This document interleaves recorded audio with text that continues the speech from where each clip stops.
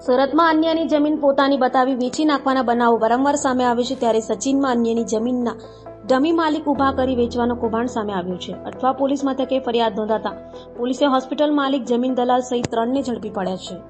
નાનપુરા ખાતે આવેલ બહુમાળી બિલ્ડિંગમાં સબ રજિસ્ટ્રાર કચેરીમાં 44 લાખના 4 ફ્લેટોના વેચાણ દસ્તાવેજ કરવા આવેલા 2 સાક્ષીઓને સ્ટાફે બોલાવી મિલકત વેચનારને ઓળખો છો કે કેમ તે બાબતે પૂછતા બંને ખરીદનારને ઓળખીએ છીએ, વેચનારને ઓળખતા નથી એવું કહેતા સ્ટાફને શંકા ગઈ હતી.